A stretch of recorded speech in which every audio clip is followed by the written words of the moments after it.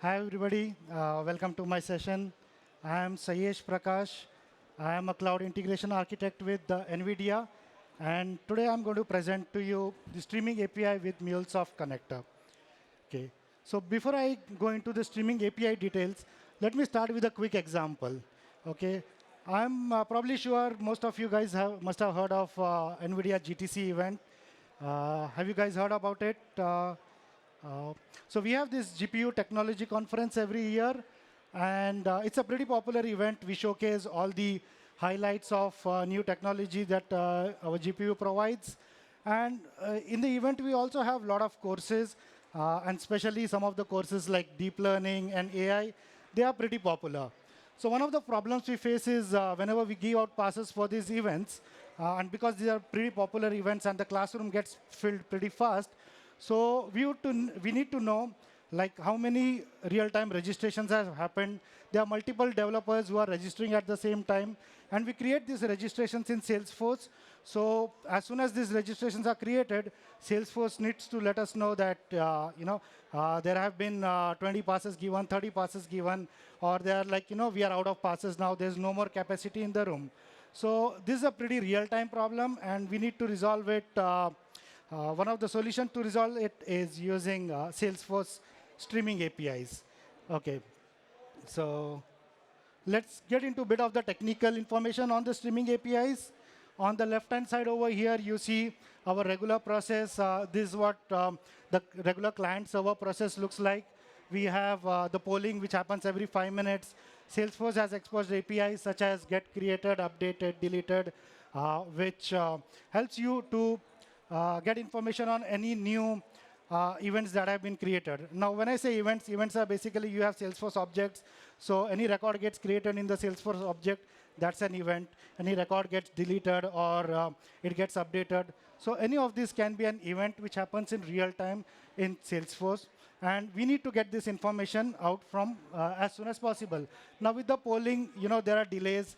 There are issues such as maintaining the watermark. You always have to maintain the date so that you only pull the latest information and things like that, right? And these APIs are exposed based on REST. These are REST APIs. On the right-hand side, you see, and we have the architecture for the streaming API process. Now, the way streaming API process works is you have these events created within Salesforce. So there's a particular object, and I want to know any updates that happen to this object, right? So we have different events that can be on this object. And what happens is when this event gets created, it gets pushed to the push topic event bus. Okay, and from there, it works on a publisher-subscriber model. So Salesforce is the publisher here, which publishes to the event bus. And from the event bus, there are different subscribers which listen to it and get the information in real time. So this uses the push technology, which is, of course, opposite to your polling technology. And in push technology, there is the event bus, which is an asynchronous event bus supported by Comet D. And Comet D implements the Bayou protocol, and it uses Comet programming. So Comet programming is something which uses long polling. Now, how long polling works is in your traditional polling mechanism, you send an HTTP request, and you get the response. So irrespective of there is an event or not, you keep sending requests, and you get the response. Most of the times, the response may be empty because there's no event which has happened. But in case of long polling and streaming, what happens is it maintains a continuous HTTP connection. And whenever there is an event which takes place, so this event information is then passed on to the subscribers. Okay, so and then once it gets the information, then the connection is established again, and it maintains until the next information is available. So that way, it maintains a continuous connection, and that's the long polling that it uses. Okay. So what are some of the advantages of using a streaming API, right? So that's a real-time sync as opposed to a polling, asynchronous polling. You poll every 5 minutes, 2 minutes, or yeah. But this is like pretty much real-time. Message reliability and durability. So Salesforce allows you to replay events up to 24 hours. So these events are stored. We can always check the replay topic, and we can get these events even if we have missed for any reason, like our server is down, so we can still get these events. Okay, and of course there is no watermark that we need to maintain. So always like the hassles which comes with a watermark. You maintain the start date, end date, and you have to keep maintaining those. If they run out of sync, then you have another problems. So there's no more hassles with watermark over here. Now, how MuleSoft helps in this entire process, how MuleSoft works with the streaming API. So MuleSoft being an enterprise service bus, it sits in the middle and it listens. It's a subscriber which listens to your push topic. So it's listening to the push topic events. And whenever an event is created by Salesforce, it will send it to the push topic. MuleSoft will subscribe to it. It will listen to the events from the push topic, and then it can parallelly send it to different applications, right? Like, it can send it to Amazon, it can send it to Workday, SAP, internal databases. So that's the beauty of MuleSoft, that it helps in this entire process to make it much more real time. Okay. The streaming API process, there are a few steps involved in creating the entire streaming API process. Now, it starts with defining a SOQL. So SOQL is the Salesforce object query language. And we define a SOQL for the particular object that we want to pull the data from. So any event happening on a particular object, that's what we'll create the SOQL for. And it can be a simple query. It can be a simple select query, which just selects the fields from that particular object. It's very much similar to your SQL. And there are like the second part of it is once you define the SOQL, you have to create a push topic. There are multiple ways to create the push topic. You can do it using the Salesforce Developer Console. You can do it using the Salesforce Workbench, or you can use the MuleSoft Streaming API connector. And in our demo, we are going to use the Salesforce Streaming API connector to create a push topic. And of course, once you create the push topic, the last part is subscribing to the push topic. And again, we are going to use MuleSoft to subscribe to the push topic. Now, one more part is the replay events. So as I said, Salesforce maintains these events up to 24 hours, and we can always use the replay events. Okay. So just to quickly walk you through, this is the Mule Anypoint Studio palette.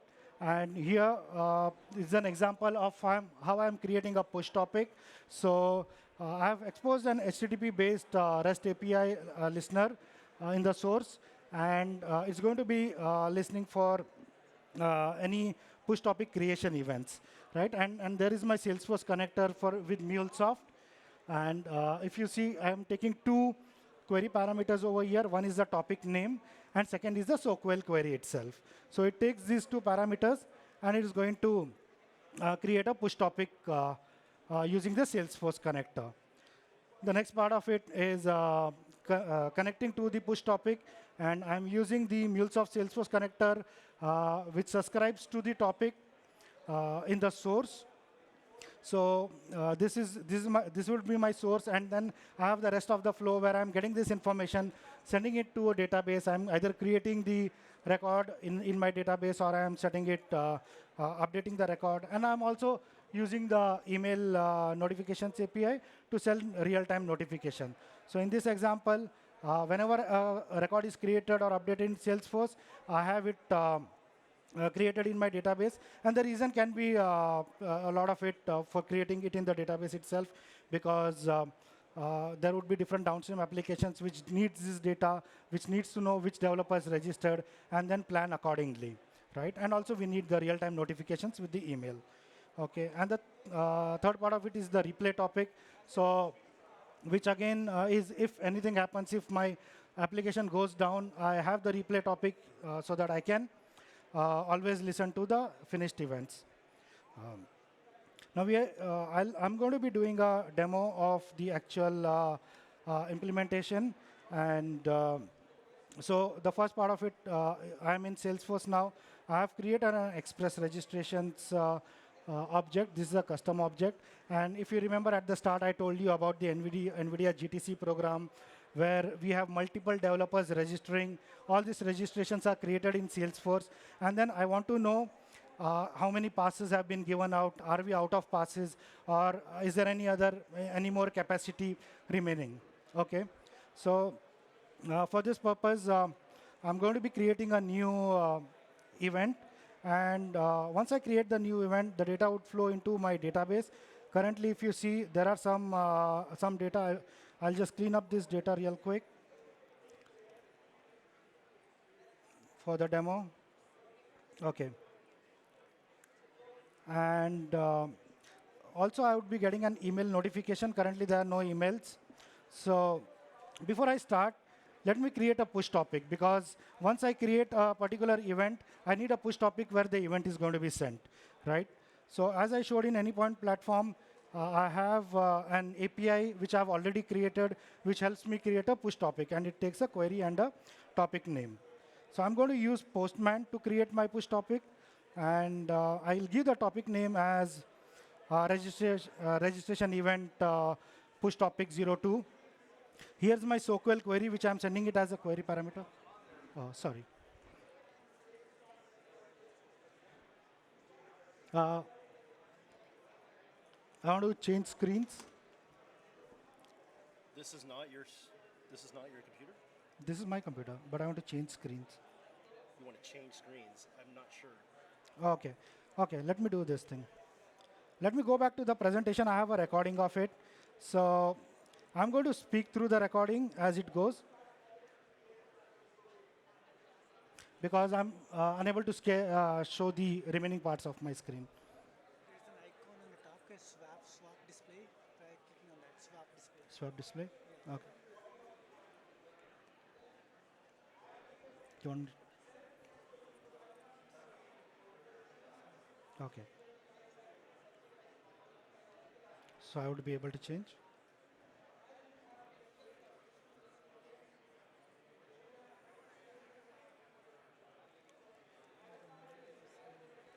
I think that's fine.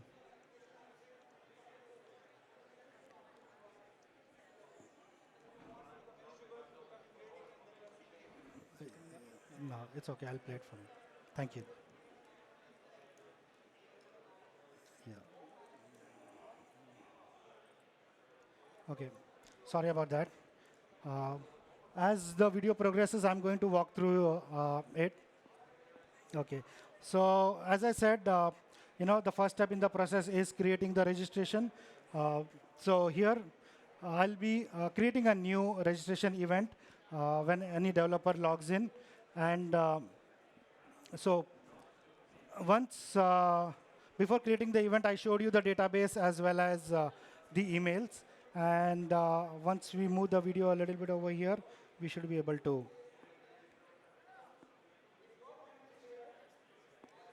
Okay, so this is the database which I showed you.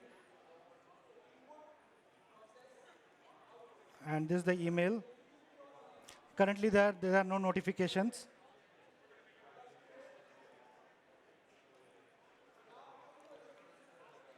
So the next step is going to be, I'm going to go to the Anypoint Studio.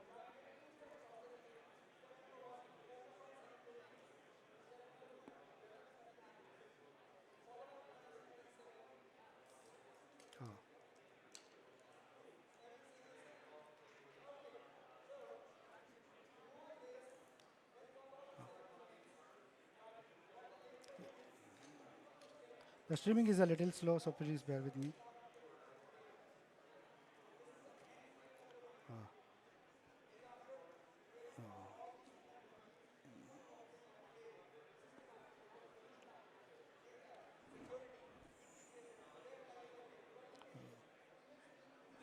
Oh, now you can see my screen, so cool.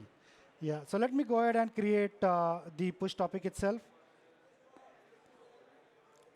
Okay, so my push topic has been created successfully. And I'm going to go ahead and, okay, so one more step is I have to subscribe to the event. So let me copy this topic name. I'm going to go to Anypoint Studio, and where my subscription event is.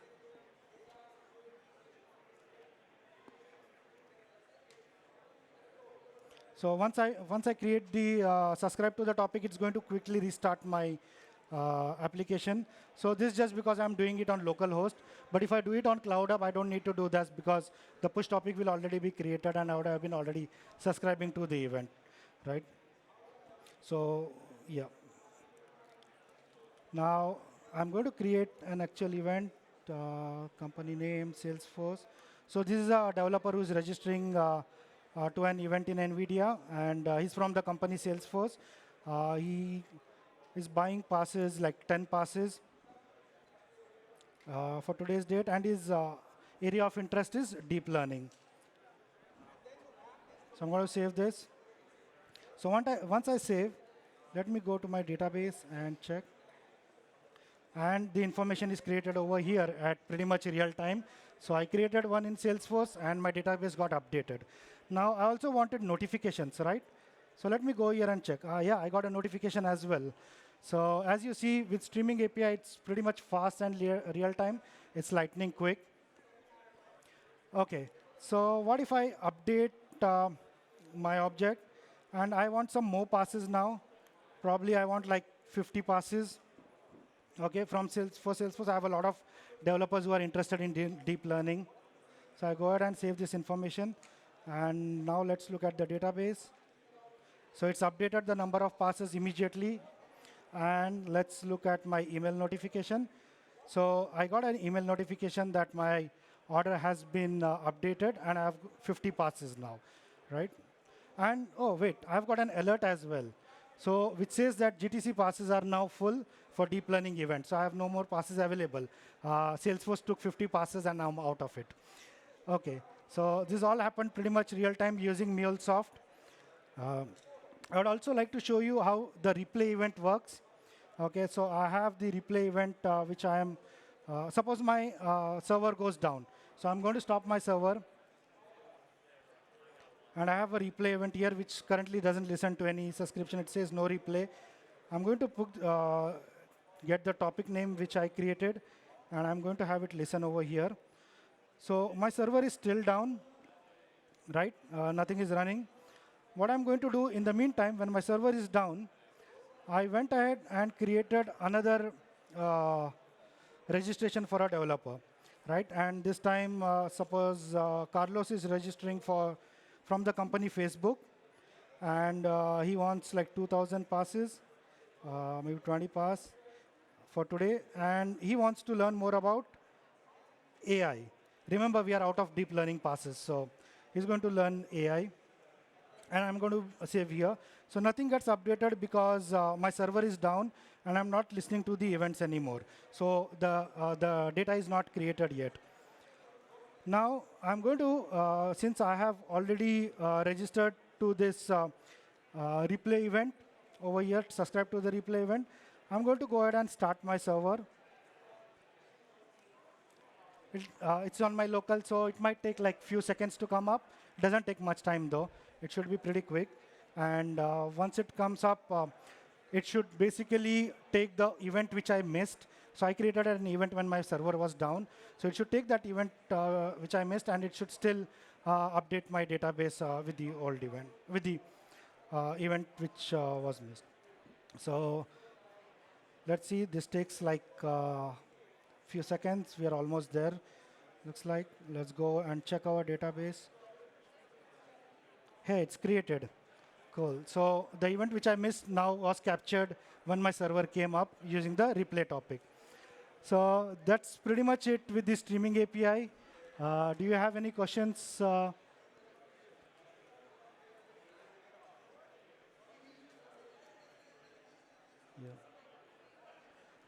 Let me know if you have any questions over here.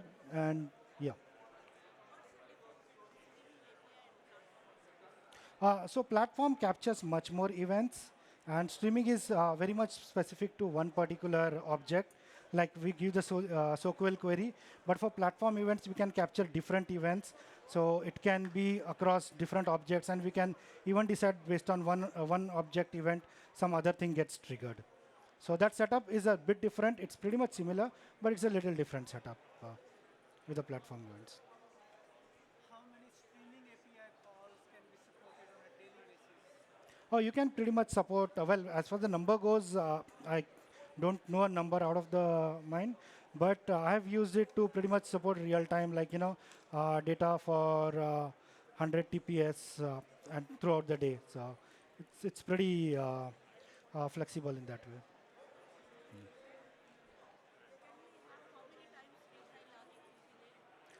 Can you repeat?